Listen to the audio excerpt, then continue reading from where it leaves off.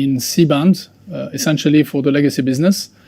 And it has also two other missions, European multi-spot and a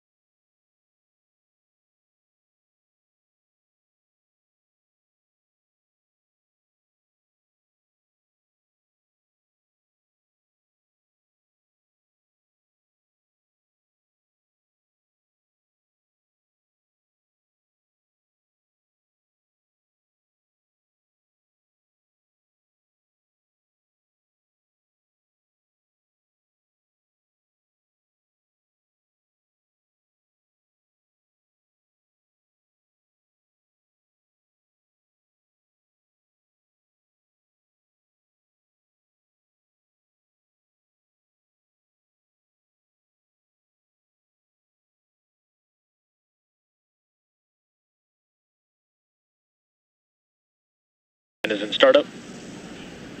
And there's that call out. Now we're just waiting for the final call from the launch director.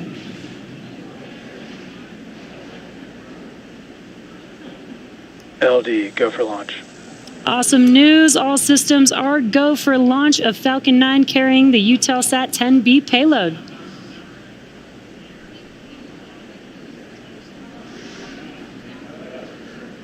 T-minus 30 seconds.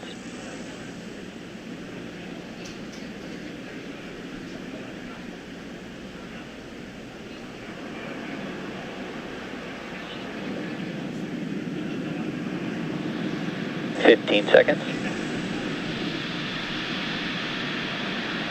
T-minus 10, 9, 8, 7, 6, 5, 4, 3, 2, 1. Engines full power. And liftoff of Falcon 9. Go Eutelsat 10B, go 1049. Vehicle's pitching downrange. Stage 1 propulsion is nominal.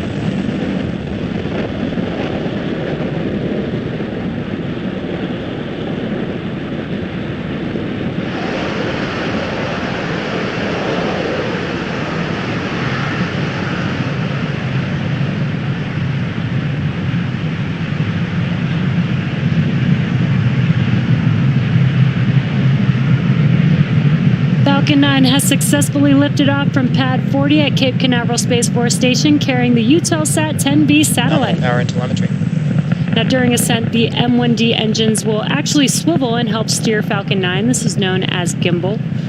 The rocket autonomously tilts the engines just a few degrees, and this gimbaling allows the vehicle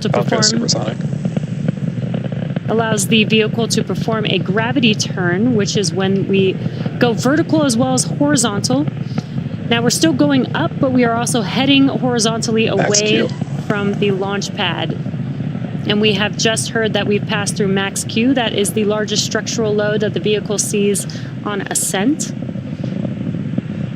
Now we will throttle those M1D engines back up on the first stage. This is a really cool tracking view of our Falcon 9 vehicle. Coming up next, in about a minute, we will have a few events happening back to back. That will be MECO, engine chill has started. MECO, stage separation, and SCS-1. We just heard that call out that the MVAC engine is chilling. Now, MECO is main engine cutoff. That is where all 9 of the M1D engines shut down on the first stage. That's what you're seeing lit up on your screen there. They will shut down in preparation for stage separation. That's where the first and second stages will separate. Stage 1 will not be landing on today's mission, and stage 2 will continue on its journey to take the Eutelsat 10B satellite to its targeted drop-off orbit. Now those events are coming up here in about 20 seconds.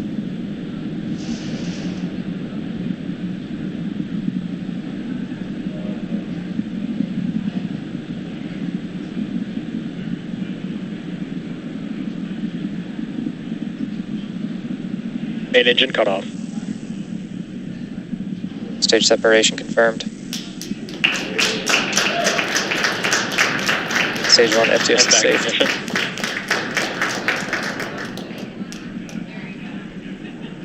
Great news. We did have MECO stage separation, and there you can see on your screen that MVAC engine has ignited. Now, as a reminder, we are not attempting to land our first stage today, as our mission requires more performance, so it will use up the fuel typically used for landing. Now, coming up next will be fairing separation in a few seconds here.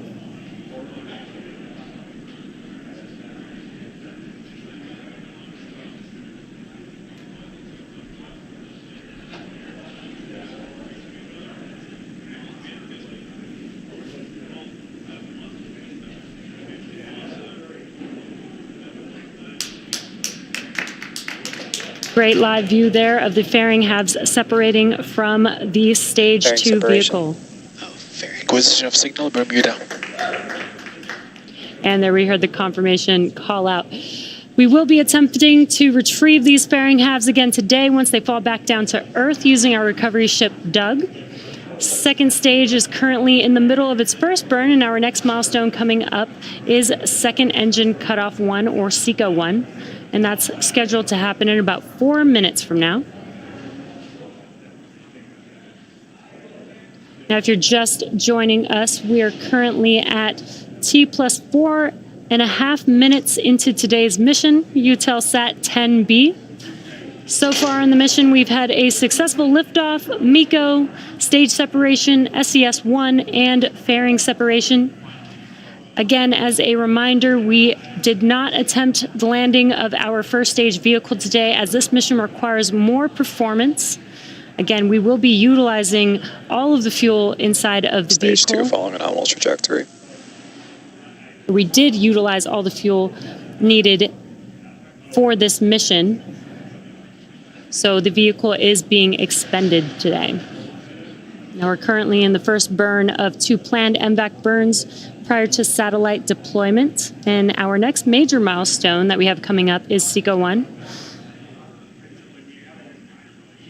And we are just under 3 minutes away from SECO 1 on the second stage. That's second stage engine cutoff 1.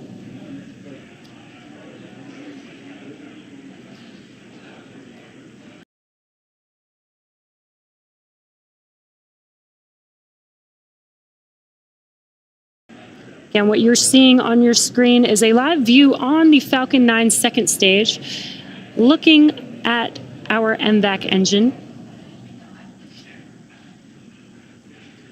Now, the MVAC engine is optimized for 220,500 pounds of thrust in the vacuum of space. It utilizes liquid oxygen RP1. That's what we fill our vehicles with. And the Merlin vacuum engine also features a larger exhaust section and a significantly larger expansion nozzle, and that's compared to the M1D engines that you see on the first stage vehicle. Now, this is to maximize the engine's efficiency in the vacuum of space. At full power, the Merlin vacuum engine operates with the greatest efficiency ever for an American-made hydrocarbon rocket engine. Again, if you're just now joining us, you are watching the mission for Eutelsat 10B's satellite. And we are just a little over a minute away from SECO 1 on the second stage.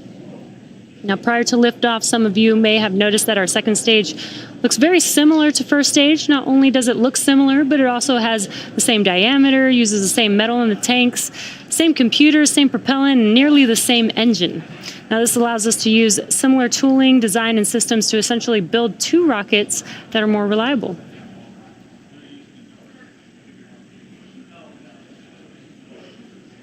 Again, the next event coming up is SECO 1.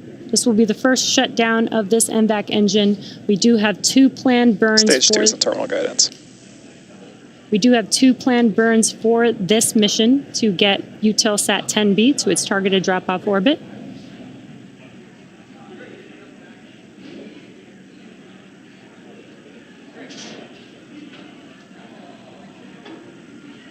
And we are just about 20 seconds away. Stage 2 FTS is saved.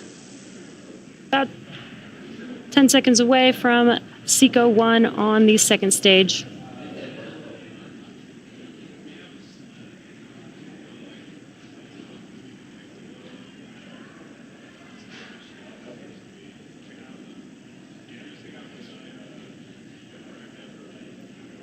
MVAC shutdown.